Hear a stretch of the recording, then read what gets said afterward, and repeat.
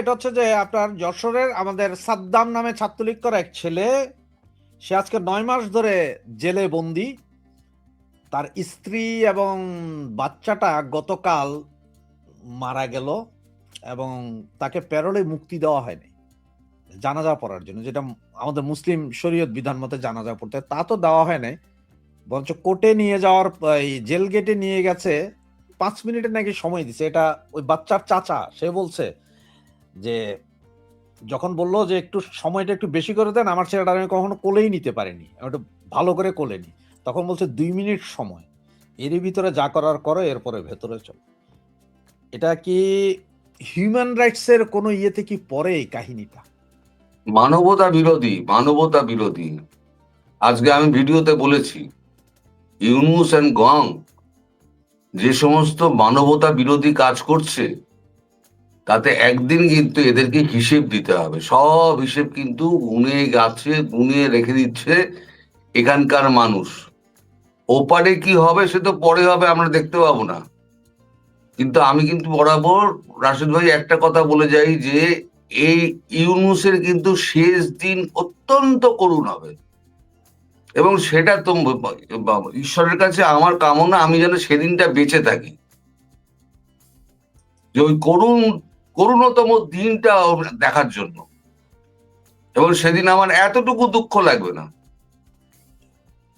এত নিরপরাধ মানুষকে দুঃখ দিয়েছে, এত তার অভিসম্পাদ বুকে নিয়ে যাচ্ছে মানুষটা, সেই এত এত বৃদ্ধ বয়সে, এত ক্ষমতার লোক, এত আওয়ামী লীগকে ভয়।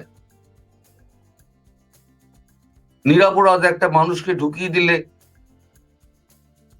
সংসার না চালাতে পেরে তার মা কতটা মানে ডেসপারেট হলে একটা মা তার বাচ্চাকে মেরে দিতে পারে, দিয়ে নিজেকে শেষ করে দিতে পারে, কতটা বেদনাময় বলতো। আমাদের সারা বাংলায় ছি ছি ছি ছি করছে, ছি ছি ছি ছি করছে।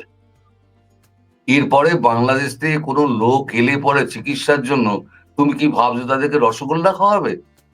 তখন কি বাংলার মানুষ দেখবে আওয়ামী লীগ করে না, বিএনপি করে না, জামাত করে? বাংলাদেশ মেলাও এখন মুডটা হয়ে গেছে এরকম। হয়তো অনেকে বলতে পারে যে আমি বাড়িয়ে বলছি, কিন্তু এরকম ঘটনা যদি দুম করে ঘটে, তাহলে অবাক হওয়ার কিছু থাকবে না,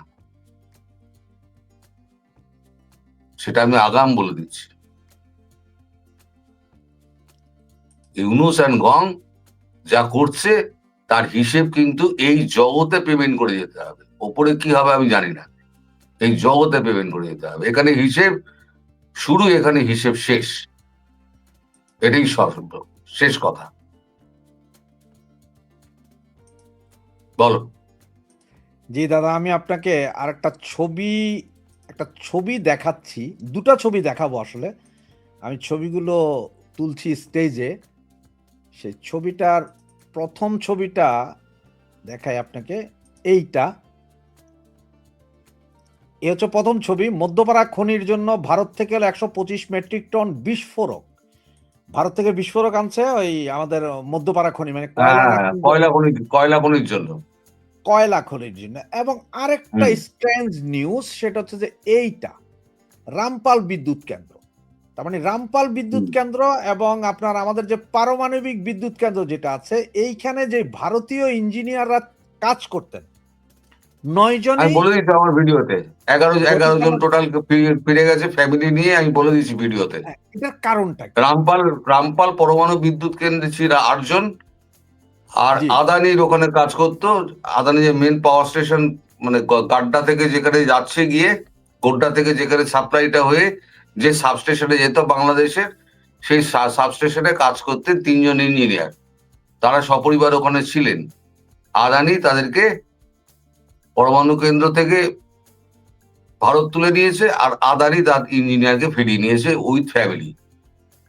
তার মানে এখন দেখাশোনার জন্য বাংলাদেশি ইঞ্জিনিয়ার ছাড়া কেউ রইল না। আর এটা হচ্ছে সূত্রপাত। আদানি যে স্টেপ নিতে শুরু করেছে ভারত সরকারের ইশারায়, এটা হচ্ছে সূত্রপাত। এখন তো শীতকাল চলছে, এখন কেউ বুঝতে পারবে না, কিন্তু যেই গরমটা পড়বে তখন দেখবে জেনারেটর চালানোর মতো তেলও নেই আর বিদ্যুৎও নেই। আর এই নষ্ট উপদেশটা তাদের বাড়িতে দেখবে আলো জ্বলছে, যেটুকু বিদ্যুৎ উৎপাদন হবে তাদের বাড়িতে আলো জ্বলছে। শেখ হাসিনা যখন রাজত্ব করতেন সে সময় মানে বিএনপির আমলে যেখানে 8,000 মেগাওয়াট বিদ্যুৎ উৎপাদন হতো সেটাকে উনি টেনে নিয়ে গেছিলেন 30,000 মেগাওয়াটে। সেটাও ধ্বংস করে দিয়েছে। এটা কিছু বাকি রাখিনি, বাংলাদেশের কিছু বাকি রাখিনি। ওই জন্য শেখ হাসিনাকে এত ভয়, আতঙ্ক, আওয়ামী লীগ আতঙ্ক। আমাকে বলে নাকি আমি আওয়ামী লীগের মুখপাত্র, অন্য কেউ হলে পরে তোমার দেশে থাকলে পরে তাকে তো প্রথম কথা পেটা তো খুন করে দিত, আর নাইলে পরে বলতো যে পয়সা খেয়েছে। কিন্তু আমায় তো সেটা বলতে পারে না, কারণ বাংলাদেশের সঙ্গে তো আমার কোনো সম্পর্ক নেই, আর্থিক সম্পর্কও থাকবে না, দেশের সম্পর্কও থাকবে না। ফলে আমায় ডাকবে কি করে? আমায় দেখে দিলে আমি মুখপত্র। আর মুখপত্র সবাই মুখপত্র। বাংলাদেশে যে মানে আওয়ামী লীগের ব্যাপারে কলকাতার অন্তত 99% মানুষ সব বঙ্গবন্ধু প্রেমী, সব বঙ্গবন্ধু প্রেমী।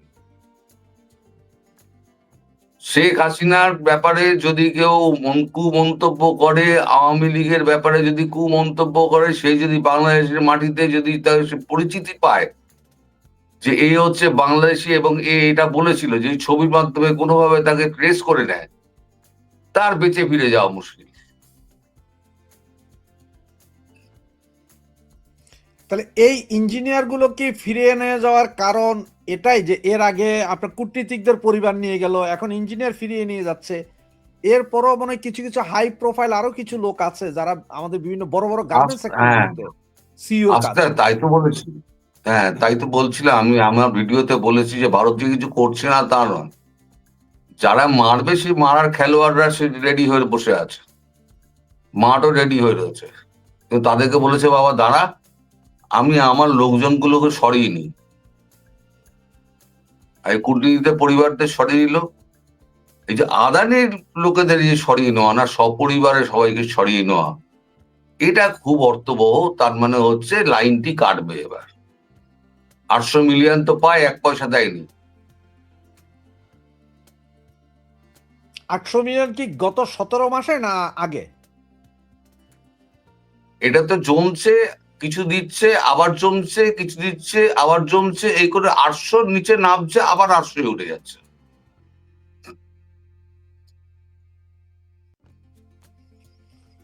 তাহলে তো মানে এটা দুর্ভাগ্য আসছে তো।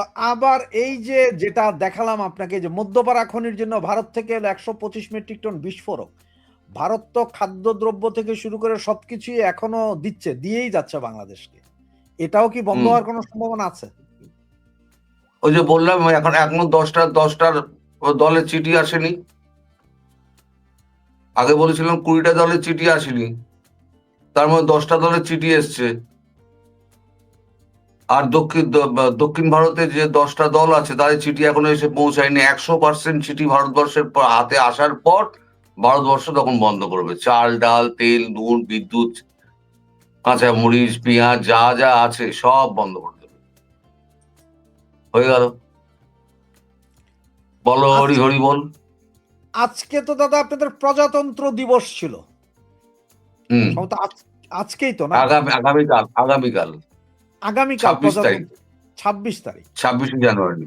আজকে সম্ভবত বাংলাদেশে আপনাদের ভারতীয় এম্বাসিতে একটা প্রোগ্রাম হয়েছে এই দিবসটা নিয়ে, এবং এই দিবসের এই প্রোগ্রামে দেখা গেল যে বিএনপির নেতৃবৃন্দ হাজির, জামাতের নেতারাও হাজির, আবার এই এনসিপির নেতা, যারা সারাদিন বলে যে দিল্লি না ঢাকা, দিল্লি না ঢাকা, তারা হঠাৎ করে আবার ইন্ডিয়ার দরবারে হাজির। এটা কিভাবে দেখছেন বলেন তো একটু আমাকে। সবাই তলায় তলায় না ভারতের সঙ্গে যোগাযোগ করে, সবাই, কেউ বাদ নেই, যদি একটু কৃপা পাই। এরা মুখেই বড় বড় কথা বলে, সব ফাঁকা আওয়াজ, কাগজে বাঘ এরা। বাংলাদেশের মানুষ সম্পর্কে পশ্চিমবঙ্গের মানুষের ধারণা হলো কাগজে বাঘ। ওই যে তোমরা বাঘ দেখানো, টাইগার, টাইগারের দল, আমাদের টাইগারের দল, টাইগারের দল। আরে ভারতবর্ষ কখনো বলেছে আমার লায়নের দল? অত আত্মপ্রচার, অত অহমিকার কি আছে? এইটুকু তো দেশ, আমাদের উত্তরপ্রদেশের থেকে ছোট। টোটাল বাংলাদেশটা আমাদের যে উত্তরপ্রদেশ যেটা আছে তার থেকে ছোট, তাই নিয়ে এত গর্ব। দাদা আরেকটা খবর আপনারা পেয়েছেন কিনা জানি না, আমি জাস্ট ঘন্টাখানিক আগে আমাকে একটা ডকুমেন্টস পাঠানো হলো, মানা করার কারণে আমি ডকুমেন্টসটা দেখাতে পারছি না। সেটা হচ্ছে যে ফারাক্কাবাদের বিপরীতে বাংলাদেশের যে বাৎতরি করার কথা, ওইটার জন্য সম্ভবত সমস্ত কিছু ওরা রেডি করেছে, শুধু একনেকে পাশ হওয়ার দরকার। ওইটা পাশ হলেই নাকি বাদ দেওয়ার কার্যক্রম শুরু করবে। তো বাংলাদেশ যদি বাদ দেয়, আপনার কি মনে হয় যে ভারত সরকার এই বাধা দিবে এখানে? বাধা দিতে হবে না, টাকা কই? আগে টাকা জোগাড় করুক। একটাই বাধা, সেটা হচ্ছে টাকা। পরিকল্পনা তো অনেক হয়েছে। একটা বাঁধ দিতে গেলে কত মিলিয়ন খরচা হয়, সেই হিসেবটা করলে পরে তখন বুঝে যাবে যে এই মিলিয়নের এটা দিলে পরে আমাকে এত এত কিলো চাল আনতে পারবো, এত টন চাল আনতে পারবো। হ্যাঁ, 100 কত বাঁধ মিলিয়ন এখন যেটা খরচ, ওটার খরচ 100 কত মিলিয়ন হবে। আর হ্যাঁ, আর আজকে বললাম বাঁধ এখন ম্যাজিকের মতো তৈরি হয়ে গেল তা তো নয়। একটা বাঁধ তৈরি করতে মিনিমাম 5 বছর সময় লাগে, মিনিমাম। ফারাক্কা আমার লেগেছিল 12 বছর। আমি ধরে নিলাম দুরন্ত গতিতে করছে, টপ ক্লাস টেকনোলজি দিয়ে করছে, তাতেও 5 বছর সময় লাগবে। আমার পাকিস্তানি প্রযুক্তিতে তো মনে হয় বছর খানেকের ভিতরে করে ফেলতে পারবো। হ্যাঁ, ও তো হাওয়ায় বেড়ে দেবে। আমাদের কতগুলো রাফাল বেড়েছিল না? হ্যাঁ, 16টা। হ্যাঁ, 16টা রাফাল বেড়েছিল, একটাও ছবি দেখাতে পারিনি। আর আমরা সংবাদ সম্মেলন করে, আমাদের ডিজিএমও সংবাদ সম্মেলন করে দেখিয়ে দিয়েছে এখানে এখানে মেরেছি, এখানে এখানে এই হচ্ছে স্পট। ওটা ঠিক আছে, 16টা রাফায়েল আপনাদের ফেলে দিয়েছিল এরা বলেছে, কিন্তু আমি জানি না এখন পর্যন্ত আপনারা 16টা রাফায়েল আসলে ফ্রান্স থেকে পেয়েছেন কিনা। কারণ এগুলো তো আর বানানো থাকে না যে চাইলাম দোকান থেকে তুলে দিয়ে দিলাম, ভাইয়া নিয়ে যাও। কারণ এই যে আমাদের 114টা, আরো 114টা রাফালের আমাদের অর্ডার দেওয়া হয়েছে। 114টা আমরা সব ফার্স্ট ইনস্টলমেন্টের টাকা আমাদের পেমেন্ট হয়ে গেছে। কিন্তু এটা পেতে তো আরো বহু দেরি আছে। এটা তো 5-7 বছর দেরি হবে, 5-7 বছর দেরি হবে। এখন এর তাও ভিতরে এক এরা স্কোয়াড্রন, 16টাই ফেলে দিল। এক স্কোয়াড্রন করে আসবে। সেটাই দাদা, আমাদের 12ই ফেব্রুয়ারি আজকে নির্বাচন। বললাম কালকে হয়ে যাবে। হ্যাঁ, 12ই ফেব্রুয়ারিতে আমাদের নির্বাচন বাংলাদেশে।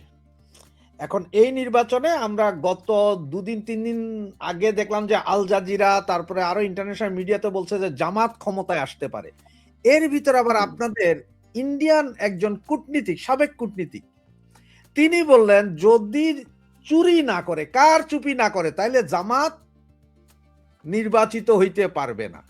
এটার কাহিনীটা কি? এইভাবে মাঠের ভেতরে ওপেন বলে দেওয়া যে কার চুপি না করলে হতে পারবে না, কি শর্মা জানি আপনাদের নাম। যেটা আমি প্রকাশ্যে বলেছি সেই কথাটাই প্রাক্তন রাষ্ট্রদূত ভারতবর্ষের বাংলাদেশে পোস্টেড প্রাক্তন রাষ্ট্রদূত হর্ষবর্ধন শ্রীঙ্গলা তিনি বলেছেন। চুরি যদি না করে তাহলে পরে কোনো মতেই এরা ক্ষমতায় আসতে পারবে না।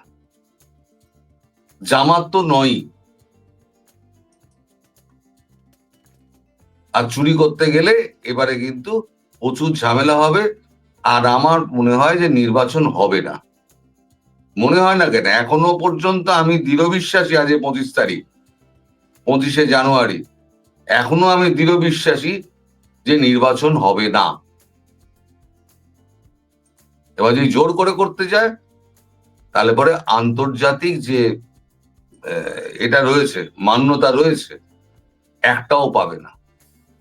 সারা বিশ্ব থেকে বিচ্ছিন্ন হয়ে যাবে। এবার নে ক্ষমতা নিয়ে কি করবি?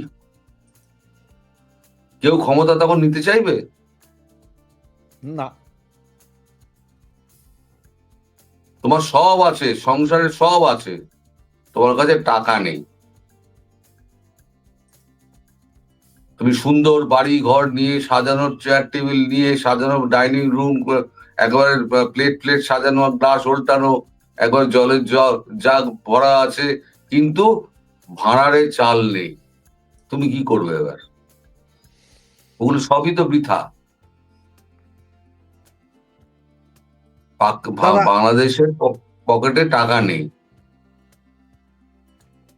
এক পয়সা দাদা, খরচা করে না। যেটা যেটা তোমাদের দেশ থেকে রেমিটেন্স যায়, বিদেশিরা পাঠায় রেমিটেন্স, সেই রেমিটেন্সটা জমিয়ে রেখে দেখায় যে আমার $20 বিলিয়ন আমাদের বিদেশি মুদ্রা রয়েছে। না না দাদা, আমি এখন রেমিটেন্স পাঠাই না। আমাদের মতো বলতে আমি পাঠাই না, কারণ আমার 17 মাস হয়েছে। আগে আমি প্রতি মাসে 1500 পাউন্ড পাঠাতাম। 1500 পাউন্ড মানে প্রায় 2.5 লক্ষ টাকার মতো বাংলাদেশে। আর একটা তাহলে বৈধ বাবু, চ্যানেলে পাঠাতাম। গত 17 মাস আমি একটা পয়সাও পাঠাই না। তার কারণ হচ্ছে যে আমার বাড়িঘর ভেঙে দিয়েছে, সব কাজ আমার বন্ধ হয়ে গেছে। সুতরাং এখন আর টাকা পাঠাই না। আপনাকে সাথে কথা বলতে বলতে একটা জিনিস, খুব মজার একটা জিনিস পেয়েছি দাদা, আপনি একটু দেখাচ্ছি, এই মাত্র আসছে এটা। পররাষ্ট্র মন্ত্রণালয়ের বিবৃতি। পররাষ্ট্র মন্ত্রণালয় নির্বাচনের দিন ও আগে যে কোনো সহিংসতার দায় আওয়ামী লীগকে নিতে হবে, পররাষ্ট্র মন্ত্রণালয়।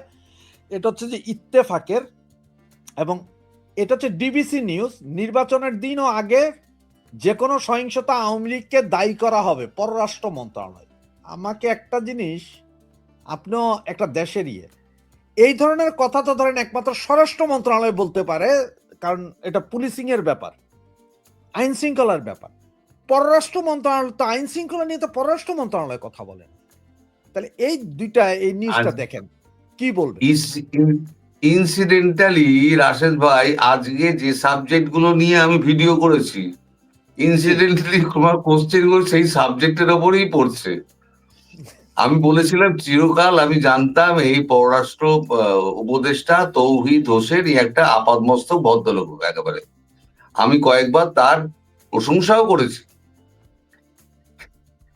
কিন্তু ইদানিং আমার বুদ্ধিটা হয়েছে এবং আমি মানুষটাকে চিনতে পেরেছি। এই মানুষটা হচ্ছে আর একটা ঠগ, জোচ্চোর, বাটপার, লুটেরা, সব এই লোকটার মধ্যে আছে। আমরা চিনতে পারিনি তিনি মুখোশ করেছিলেন। আমি তো ভেবেছিলাম ওই পদত্যাগ করে বেরিয়ে আসবেন এই ঘটনার পর। এই এত সমস্ত মর্মান্তিক ঘটনা ঘটছে, উনি সমস্ত পদ আঁকড়ে বসে আছেন। আমি তো অবাক হয়ে গিয়েছি মানুষটাকে দেখে। আর উনি তো আলটপকার ডিঙিয়ে কথা বলাতে হচ্ছে বাংলাদেশের মিডিয়া এবং বাংলাদেশের নেতাদের একটা অভ্যেসে দাঁড়িয়ে গেছে আলটপকা কথা বলা। তুমি ক্রিকেট থেকে দেখো, যদি বাংলাদেশ সরকার নাক ডাকা হতো তাহলে জল এত দূর গড়াতো না। ভারত সরকার এখনো পর্যন্ত একটা কথা বলেছে? বলেনি। নির্বাচনের দিন ঠিক হলো, আমি শুরু থেকে বলে আসছি, গণনার দিন, ফল প্রকাশের দিন ঘোষণা করা হয়নি। কদিন আগে একটা শুনলাম কাগজে নাকি বেরিয়েছে যে ফলাফল ঘোষণা হতে দেরিও হতে পারে। হ্যাঁ, এটা গত 4 দিন আগের কথা। হ্যাঁ, এবার দাগিয়ে দিল কাকে? আওয়ামী লীগকে। আওয়ামী লীগকে দেশ থেকে তাড়িয়ে দিয়েছিস, বাকিগুলো আছে যেগুলো জেলে ভরে দিয়েছিস, আর বাকিটা সমস্ত হচ্ছে বনে জঙ্গলে লুকিয়ে রয়েছে। কাদের চোখে ধুলো দেয়? বাংলাদেশি মিডিয়াকে বললো পররাষ্ট্র উপদেষ্টা তৌহিদ হোসেন, আর সঙ্গে সঙ্গে ভারতবর্ষ একটা বা আওয়ামী লীগে একটা প্রতিক্রিয়া দিতে। আওয়ামী লীগ দিতে পারে প্রতিক্রিয়া, কিন্তু আমরা প্রতিক্রিয়া দিই না। আমি এগুলো নিয়ে কথা বলি না, কারণ এই সমস্ত মন্তব্য পাতে দেওয়ার যোগ্য না। আজকে দুটো দুটো খবর আমার ভালো লেগেছিল, ওই জন্য আমি শেয়ার করে তোমায় দিয়েছিলাম যে তুমি এই দুটো রাখো। একটা হচ্ছে বাংলাদেশ বলেছে আমাদের উগান্ডায় গিয়ে খেলতে হবে, আর একটা খবর হচ্ছে আনন্দবাজারে আজকেই বেরিয়ে গেছে যে পাকিস্তানের নকভি ক্রিকেট বোর্ডের চেয়ারম্যান না হবি, যে বড় বড় কথা বলেছিল পাকিস্তান বর্ষিক সিদ্ধান্ত নিলেও মানে সরকার, পাকিস্তান সরকার ফাইনাল কথা বলবে। পাকিস্তান সরকার তো ওগুলো হচ্ছে লোক দেখানো কথা, আসলে হচ্ছে গাছে তুলে দিয়ে মইটা কেড়ে নেওয়া। আজকে জেলেনস্কির যা অবস্থা হয়েছে, ইউনূস এবং বাংলাদেশে সেই অবস্থা হবে। এবং প্রধানমন্ত্রী শেখ হাসিনা প্রধানমন্ত্রী হিসেবেই ফিরবেন আমার মনে হচ্ছে। এখন আমার যা আন্ডারস্ট্যান্ডিং, যেদিকে যাচ্ছে, মানুষ যখন খেপে যাবে, সাধারণ মানুষ যেদিকে ঝাঁটা নিয়ে রাস্তায় নেমে যাবে, সেদিকে এদেরকে ঝাঁটিয়ে বিদায় করবে। সেদিনকে দেখবে সবাই এয়ারপোর্টে জড়ো হয়েছে যে প্রধানমন্ত্রী শেখ হাসিনাকে আমরা ফেরত চাই, ওপেনলি বলবে। সেই দিনটার জন্য শেখ হাসিনা অপেক্ষা করছেন, ভারতবর্ষ অপেক্ষা করছে, এবং সেই দিনটা খুব একটা দূরে নয়। আজকে 25শে জানুয়ারি, ভিডিওটা সংরক্ষণ করে রেখে দাও, পরে দেখবে অনেকেই এই কথা বলছে আমি প্রথম বলেছিলাম, অনেকেই দাবি করবে।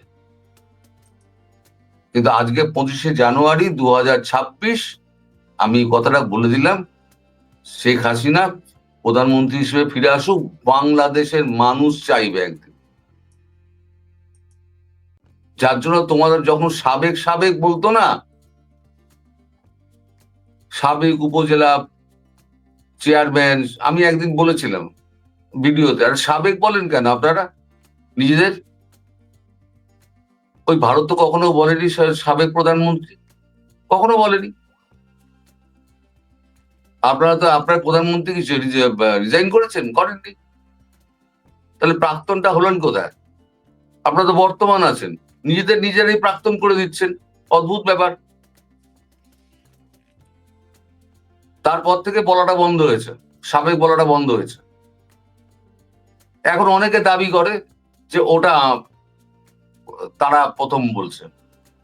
এই সব কথাগুলো কিন্তু আমি প্রথমে বলে দিয়েছি।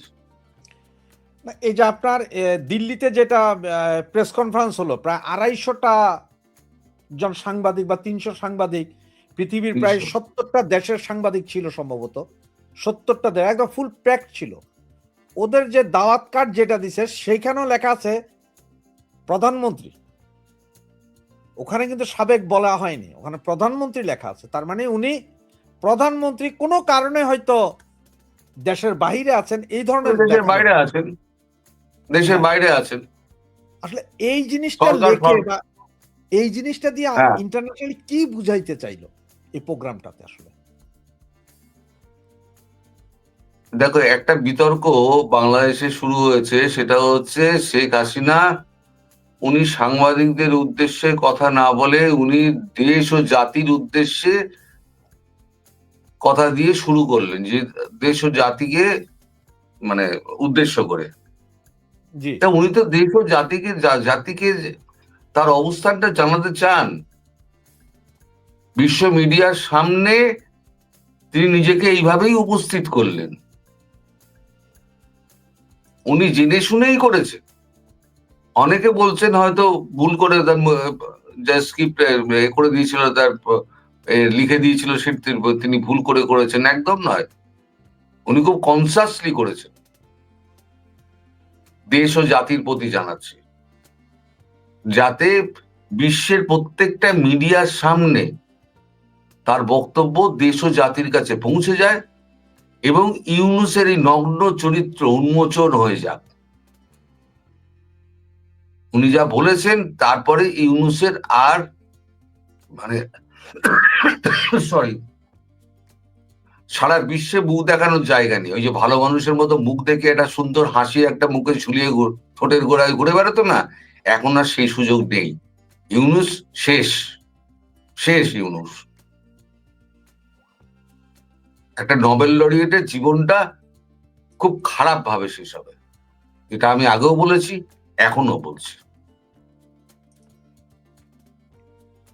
তাহলে দাদা, এখন আপনার কি মনে হয় যে 12ই ফেব্রুয়ারি ইলেকশনটা কি হওয়ার সম্ভাবনা কতটুকু, বা করে ফেলতে আমি পারবে? বললাম আজকে 25শে জানুয়ারি 2026, আজকে রাত্রির পর্যন্ত আমি বলে যাচ্ছি যে 12ই ফেব্রুয়ারি ইলেকশন হবে না। আর জোর করে চুরি করে যদি করে, আমি যে কথাটা বলেছিলাম হর্ষবর্ধন সিংরা সেই কথাটাই বলেছেন, তাহলে পরে মান্যতা পাবে না। আর চুরি না করলে পরে জামাত ক্ষমতায় আসতে পারবেন না। আর একটা রটানো হচ্ছে, এই তোমার আল জাজিরা, তারপর ওয়াশিংটন পোস্ট, এরা একটা মানে ওই গোল টেবিল বৈঠকে একটা মার্কিন যুক্তরাষ্ট্রে হয়েছিল, সেই গোল টেবিল বৈঠকে কোনো একজন তাদের এমপি তিনি বলেছিলেন জামাতকে, তার নিজস্ব মতামত, জামাতকে মার্কিন যুক্তরাষ্ট্র চাইছে যে জামাতকে বসাতে। আজকে যদি আমাদের দেশের কোনো বিজেপি নেতা বলে কালকে ভারতবর্ষের সঙ্গে বাংলাদেশের সম্পর্ক ভালো হয়ে যাবে, আজকে রাত্রি থেকে কাজ শুরু হয়ে গেছে, সেটা কি সরকারের বক্তব্য? না দাদা, আপনাকে একটা ছবি দেখাচ্ছি। এই যে ঘটনাটা বলছি আমি, এটা হচ্ছে যে আজকে কিছুক্ষণ আগের নিউজ। নরসিংদী জেলা কারাগারে বন্দি অবস্থায় বাঁধন 27 নামে এক যুবকের মৃত্যু। বলা হচ্ছে যখন টর্চার করেছে সেও আবার হিন্দু ধর্ম অবলম্বী, তার মানে মাইনরিটি আরেকজন। ঘন্টাখানিক আগের নিউজ এটা, যে এই মহিলার ছেলে মারা গেল জেলখানায় নির্যাতন। ওনারা বলা হচ্ছে যে জেলখানার ভিতরে নির্যাতন করে মারা হয়েছে এই হিন্দু ছেলেটিকে, শরীরের বিভিন্ন জায়গায়। এ তো ধারাবাহিক ভাবে চলছে রাশেদ ভাই, ধারাবাহিক ভাবে চলছে এই যে হিন্দু নির্যাতন এবং আওয়ামী লীগ নির্যাতন ধারাবাহিক ভাবে চলছে। তবে এটা শেষ হয়ে আসছে। আমি বললাম ভিডিওটা সংরক্ষণ করে রাখো, 25শে জানুয়ারি 2026 রাত্রিবেলা আজকে ভিডিওটা। কিছুদিনের মধ্যে দেখবে ঝাঁটা নিয়ে মানুষ রাস্তায় নেমে পড়েছে, এদেরকে ঝাঁটিয়ে ঝাঁটিয়ে সব বঙ্গোপসাগরে করে ফেলবে। যত উপদেষ্টা, যত এই সমস্ত নেতা আছে আর এনসিপির যত চ্যাংড়াগুলো আছে, সব কটাকে। মানুষ যদি খেপে যায় না, তাহলে হিটলারের শাসনও টিকবে, টেকেনি, চাউসেস্কুর শাসনও টেকেনি, আর আমাদের ওই কি বলে যাই হোক, গদ্দাফি লিবিয়ার গদ্দাফি, এদের মতো নৃশংস শাসক তারা টিকতে পারেনি। মুসোলিনিকে কি করেছিল? ইটালির মুসোলিনিকে মেরে প্রকাশ্যে তাকে গোলপোস্টের মধ্যে ঝুলিয়ে তাকে জুতো দিয়ে পিটিয়েছে। এত মানুষের রাগ ছিল, মৃতদেহের ওপরে জুতো দিয়ে পেটাচ্ছে, তার কবরে জায়গা হয়নি, একটা ভাগাড়ে ফেলে দিয়ে এসেছিল, মানে মরুভূমি অঞ্চলে এটা ফেলে দিয়ে এসেছিল, সেখানে শিয়ালে কুকুরে তাকে ছিঁড়ে খেয়েছে। মুসোলিনির মতো মানুষকে। গাদ্দাফিকে কি করলো? আমি যে ভিডিও বলেছি, গাদ্দাফির মতো এই ইউনুসেরও হাল হবে। একটা পাইপের মধ্যে গিয়ে লুকিয়েছিল গাদ্দাফি, খবর পেয়ে সেইখান থেকে ওই জলের পাইপ সেখান থেকে টেনে বার করেছে, বার করে সে এখনো তুমি সোশ্যাল মিডিয়ায় তুমি পেয়ে যাবে, ইউটিউবেও পেয়ে যাবে গাদ্দাফির সেই ছবি, রক্তাক্ত ছবি। মেরে খুন করে দিয়েছে, পিটিয়ে খুন করে দিয়েছে।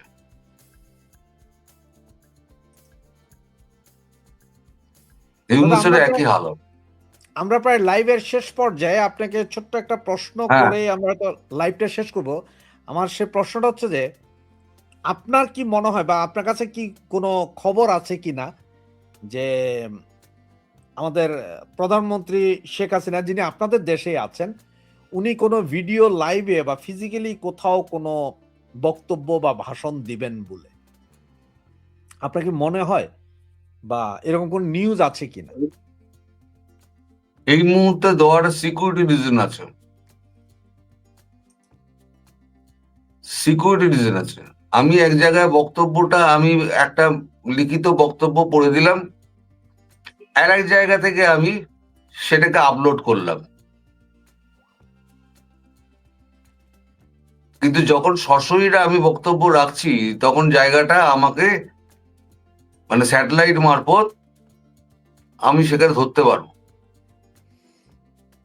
আর এটা চলবে অনেকক্ষণ ধরে, স্যাটেলাইট বেশ ভালো মতো দেখতে পাবে। তাই সিকিউরিটি রিজনে এটা করতে দেওয়া হচ্ছে না ওনাকে। তাছাড়া উনি নিজেও বলেছিলেন যে আমি দেশে গিয়ে আমি মানুষের সঙ্গে সরাসরি কথা বলবো, আমি ভিডিও আমি কথা বলবো না। হ্যাঁ, ভিডিও সম্পর্কে একটা ভাষণ ওনার হয়তো ভিডিও করে অন্য কোথাও নিয়ে গিয়ে, ধরো দিল্লিতে ভাষণটা নেওয়া হলো, চেন্নাইতে গিয়ে চালানো হলো, আপলোড করা হলো চেন্নাই থেকে,